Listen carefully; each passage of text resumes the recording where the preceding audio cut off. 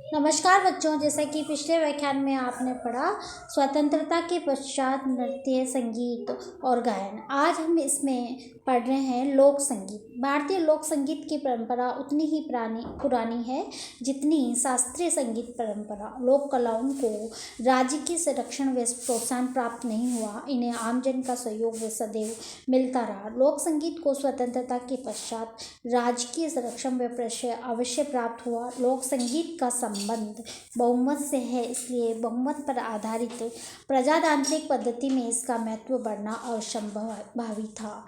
लोक कला की अंग विधाओं का महत्व भी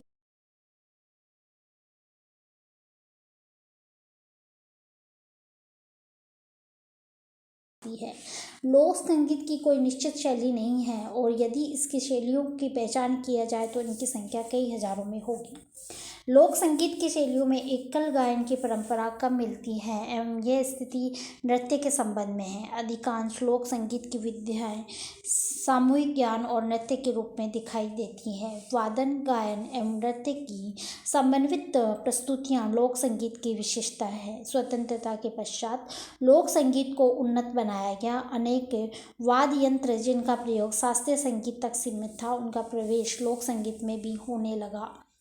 परंपरागत तौर पर लोक संगीत में उपयोग में लाए जाने वाले वाद्य यंत्र साधारण श्रेणी के होते हैं। उनका निर्माण स्थानीय स्तर पर होता था। लोक संगीत का संबंध सबसे अधिक आदिवासी व ग्रामीण समुदाय से है। इसमें पेशेवर संगीतों की जातियां परंपरागत रूप से लोक रंजन का कार्य करती है, किंतु आज़ादी के बाद इसके जातीय स्वरूप में परिवर्तन आया। अब इन विद्याओं का संबंध जाति विशेष तक सीमित न रखकर सभी जातियों में प्रचलित है, अर्थात किसी भी जाति का व्यक्ति लोक संगीत को अपना शौक और व्यवसाय बना सकता है। इस स्थिति को परिवर्तन के साथ जोड़कर देखा जाना प्रासंगिक है।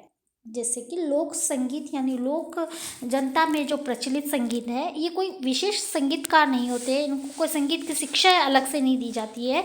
इनकी जो संगीत है वो लोक यानी जन से निकल कर सामने आता है। लोक संगीत को कई श्रेणियों के अंतर्गत बांटा जा सकता है।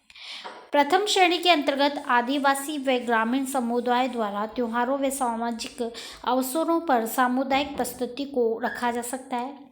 इस श्रेणी में व्यावसायिकता को कोई स्थान नहीं। द्वितीय श्रेणी के अंतर्गत लोक संगीत से जुड़ी हुई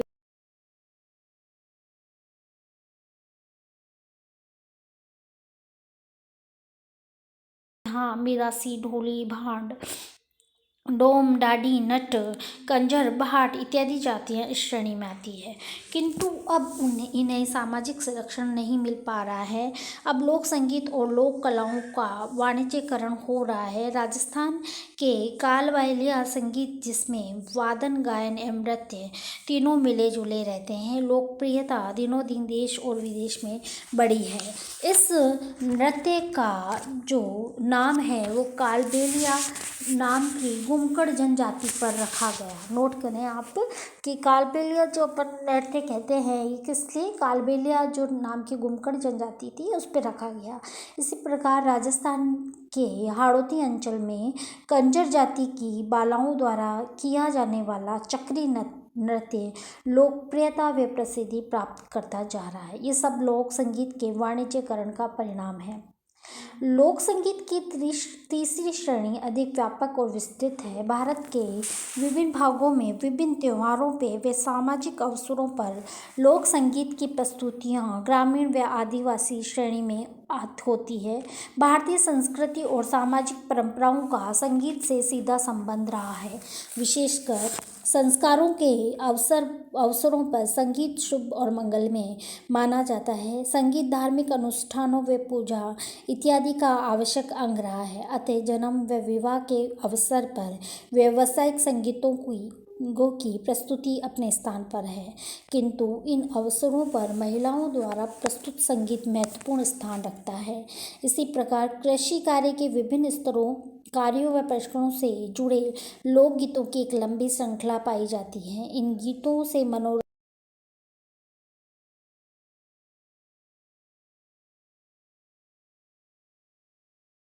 स्वतंत्रता के पश्चात लोक संगीत को राज्य की संरक्षण तो मिला, किंतु अनेक कारणों से ये पतन की ओर भी जाता हुआ दिखाई देता है।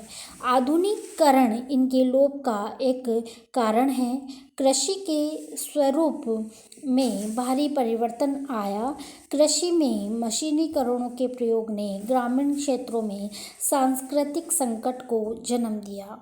कृषि श्रम के स्वरूप भी उल्लेखनीय अवसरों पर ग्रामीण क्षेत्रों में औद्योगिक और व्यावसायिक समाज का भी प्रभाव बढ़ने लगा, जबकि परंपरागत जीवन शारीरिक श्रम, हाथकरघा, कुटीर उद्योग, मानवीय कौशल इत्यादि से संचालित था। अब ग्रामीण क्षेत्रों में इलेक्ट्रॉनिक मीडिया, फिल्मकार, मोटरसाइकिल आदि की संस्कृति ने वहाँ की संस्कृति का परिदृश्य बदल दिया।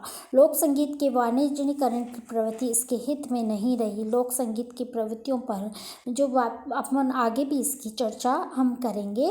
मैं आपको बता दूं बच्चों कि लोक संगीत जिसको राज्य संरक्षण तो मिला, लेकिन इसका पतन बहुत जल्दी हुआ, क्योंकि आधुनिकीकरण बहुत ज़्यादा हो गया। अब शहरों में भी नहीं, ग्रामीण जो क्षेत्र है उनमें जहाँ पहले मनोरंजन के लिए गा के नाच के हम मनोरंजन करते थे वहाँ के लोग, अब क्या है वहाँ पे भी आधुनिकीकरण ने स्थान ले लिया, डीजे इत्यादि इलेक्ट्रॉनिक यंत्र, जिसके कारण लोक संगीत का जो प्रचलन है वो लोप होता जा रहा है, जो उनके हित में नहीं है। आज भी जो आप देखते हैं बहुत सारे प्रोग्राम आते हैं, जैसे इंडियन आइडल्स है और जी टीवी पे बहुत सारे आते हैं, सारेगामा। उसमें आप देखते हैं कि बहुत गरीब, बहुत नीचे स्तर के बच्चे जिनकी आवाज़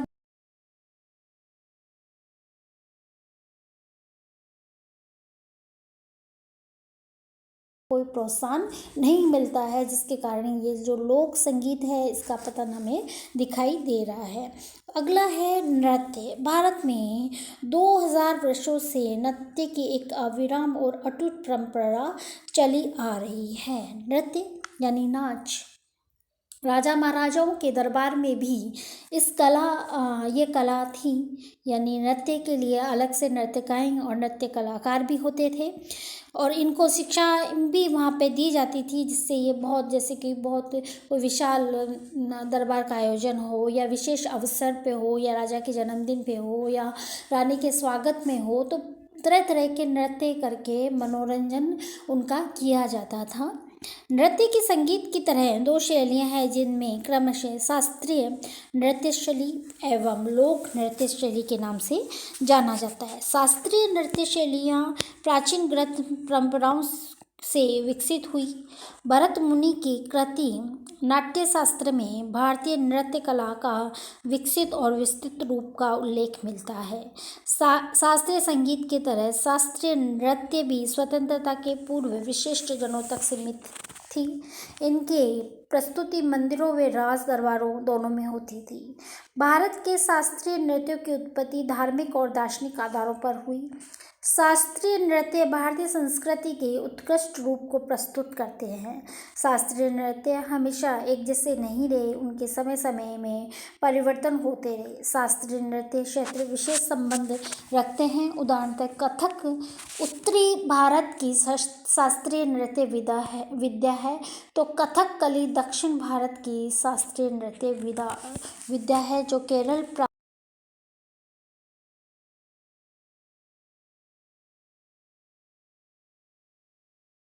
कहाँ का है, दक्षिण भारत का, ये आप नोट कर ले। भरतनाट्यम ये तमिलनाडु का प्रसिद्ध शास्त्रीय नृत्य है। भरतनाट्यम का नामकरण भरत मुनि के नाट्य शास्त्र से लिया गया। वास्तव में भरतनाट्यम में भरत मुनि के नाट्य शास्त्र पर आधारित गीत काव्यात्मक नृत्य है। इसे नाट्य नृत्य कह जाना उचित प्रतीत होता है। ये स्थिति केवल भरतनाट्यम के साथ ही नहीं बल्कि सभी शास्त्रीय नृत्यों के साथ है। भरतनाट्यम को दक्षिण भारत के मंदिरों में प्रचलित देवदासी परंपरा का भी अनुसरण प्राप्त रहा है, जिसने भरतनाट्यम के विकास में सापेक्ष भूमिका निभाई। इस नृत्य विद्या की उच्चतम शैली एवं सुस्पष्ट कौशल के माध्यम से मानव आत्मा को आध्यात्मिक रूप से जागृत किया। इस नृत्य के तांजोर के 4 गुरुओं क्रमशः चिन्मय, पुण्य, वाडिवुलु एवं शिवानंदम के नाम से उल्लेखनीय है। इसमें भगवानों की आदर पूर्वक आराधना व उपासना की जाती है। नृत्य के माध्यम से प्रस्तुतकर्ता भगवान के समक्ष प्रार्थना करता है।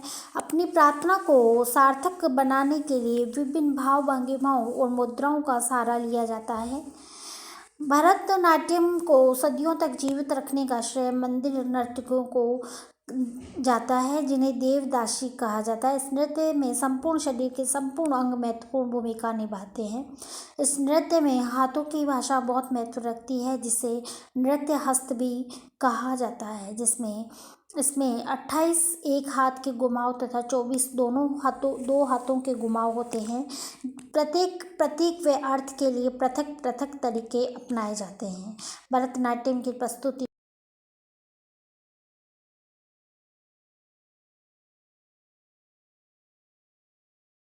लेकर अंत तक 6 भाग होते हैं। तमिलनाडु का नृत्य होने के उपरांत भी इसकी लोकप्रियता संपूर्ण दक्षिण भारत में है। आज़ादी के बाद ये राष्ट्रीय सीमाओं को लांघकर संपूर्ण संसार में अपना स्थान बनाता जा रहा है।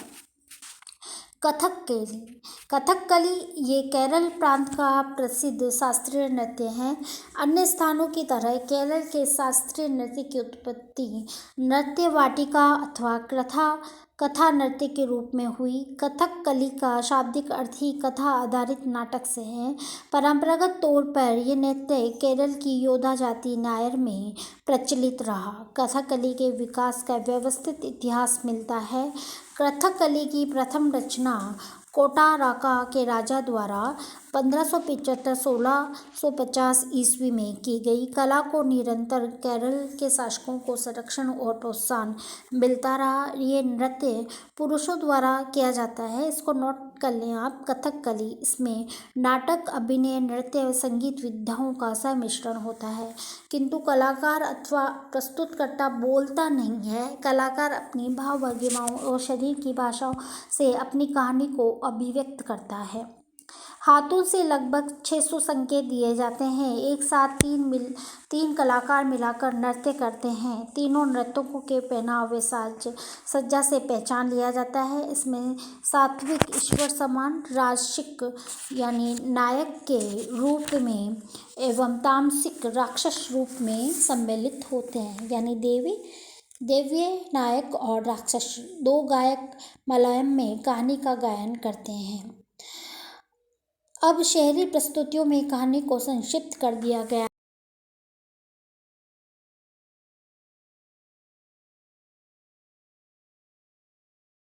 कांताराव आदि कथकली के कुशल एवं चर्चित नर्तक है।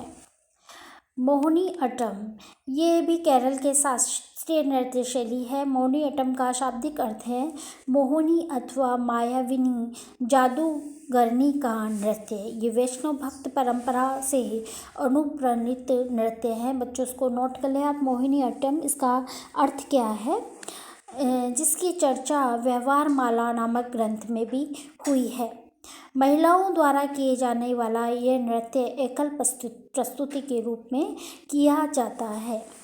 चौथा है वो जो नृत्य है वो है कुचिपुड़ी। कुचिपुड़ी आंध्र प्रदेश का शास्त्रीय नृत्य है। इसका नाम आंध्र प्रदेश के एक गांव कुचिपुड़ी के नाम पर पड़ा। ये भी नृत्य नाटिका के रूप में किया जाता है।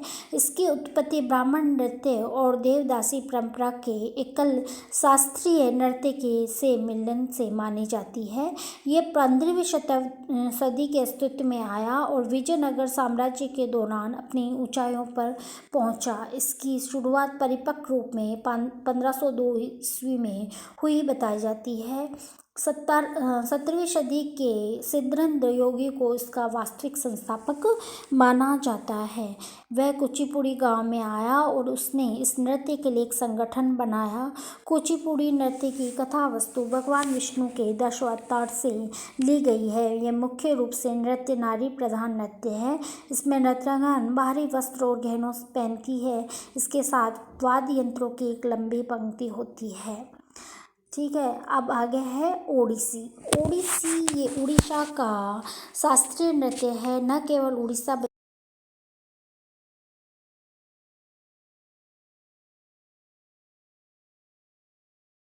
परंपरा से अनुप्राणित रहा है। इसकी जानकारी के मूल स्रोत भरत मुनि का नाट्य शास्त्र, अभिनय चंद्रिका, अभिनय दर्पण जैसे शास्त्रीय ग्रंथ है। इस नृत्य की प्राचीनतम प्रस्तुति की जानकारी 8वीं सदी में मिलती है।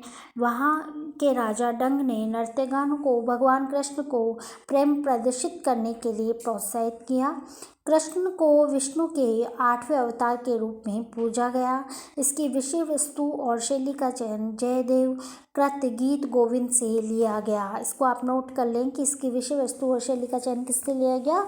जयदेव कृत गीत गोविंद से लिया गया। इस नृत्य में श्रृंगार रस के विविध पक्षों का शारीरिक हाव भाव, कलात्मक लचक, सुर, ताल पर पैरों की थिरकन द्वारा निरूपित किया गया। अतः मुख्य रूप से ये नारी प्रधान नृत्य है। देव प्रसाद दास, धीरेन्द्रनाथ पटनायक, इंद्राणी रहमान के, कालीचरण पटनायक, कलुचरण महापात्र इत्यादि नर्तकियाँ हैं। कथक उत्तरी भारत का शास्त्रीय नृत्य है। इसका उल्लेख 15वीं सदी में उल्लेखित ग्रंथ नाट्य रत्न कोश में मिलता है। कथक का शाब्दिक अर्थ होता है कथा कहने वाला। इस नृत्य में विभिन्न भाव भंगिमाओं, मुद्राओं और अंग संचालन के माध्यम से कथा का प्रस्तुतिकरण किया जाता है। नेक्स्ट है मणिपुरी। जैसा कि नाम से विदित है, ये है मणिपुरी का एक शास्त्रीय नृत्य। मूल रूप से ये जनजातीय नृत्य था जिसका सांस्कृतिकरण करके शास्त्रीय स्वरूप प्रदान किया। मणिपुर की जनजातियां भाषा में इसे लाई हरोबा नृत्य ईश्वर का त्योहार कहा जाता है, जो शिव एवं पार्वती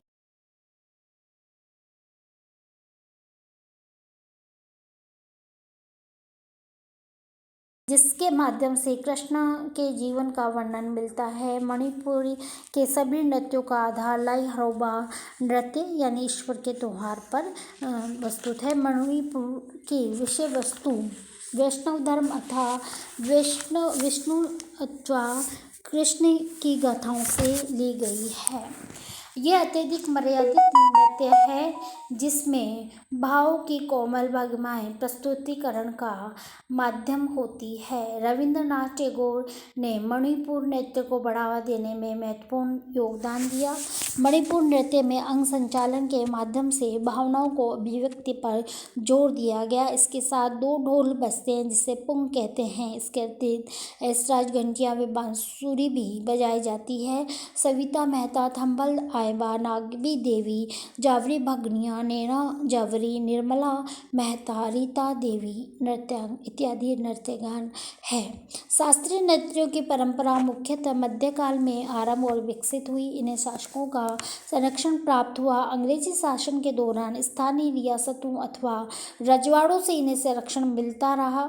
शास्त्रीय नृत्यों की प्रस्तुति मंदिरों व राज दरबारों तक सीमित थी, किंतु स्वतंत्रता के पश्चात इन शास्त्रीय नृत्यों को तकनीकी स्वरूप में विशेष परिवर्तन नहीं आया, किंतु उनके सामाजिक, सांस्कृतिक व राष्ट्रीय स्वरूप में परिवर्तन आया। शास्त्रीय नृत्य राष्ट्रीय एकता के में सहायक माना जाते हैं। जहां आज़ादी के पूर्व इन नृत्यों का स्वरूप क्षेत्रीय था, वहीं आज़ादी के बाद राष्ट्रीय हो गया। भरतनाट्यम की लोकप्रियता जिस प्रकार संपूर्ण भारतवर्ष में हुई, उसी प्रकार उत्तर भारत का कथक दक्षिण भारत में लोक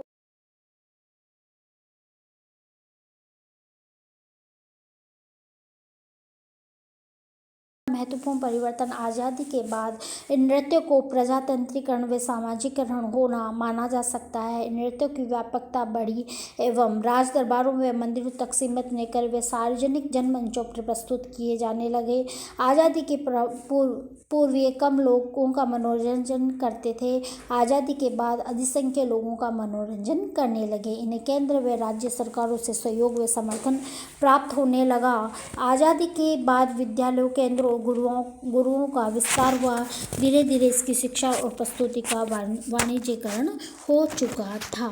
अतः बच्चों, आज हमने पढ़ा कि जो नृत्य हैं और जो गायन हैं उनकी विशिष्ट जो प्रकार हैं उनके बारे में आपने पढ़ा। तो मैं आपसे ये कहूँगी, जैसे कि आपने नृत्य के बारे में पढ़ा कि कहाँ का कौन सा नृत्य है, जैसे ओडिसी का है, कुचिपुड़ी का है, कथक का है, मोहिनीअट्टम है, मणिपुरी है, तो इनका भरतनाट्यम है, कथकली है। इनको आप, जैसे मैंने पिछले व्याख्यान में आपको सर्किल के माध्यम से बताया, तो आप आपकी नोटबुक में सर्किल के माध्यम से इनको नोट करेंगे और कहाँ का कौन सा नृत्य है, उसकी विशेषता क्या है, उसकी शैलियाँ क्या है, इनके बारे में आप लिखेंगे, ताकि आपको ये जानकारी यहाँ भी नहीं, आगे भी बहुत सारे कंपटीशन एग्ज़ाम में आगे भी इसके बारे में पूछा जाता है और आगे भी आपको इसकी जानकारी होनी चाहिए। धन्यवाद।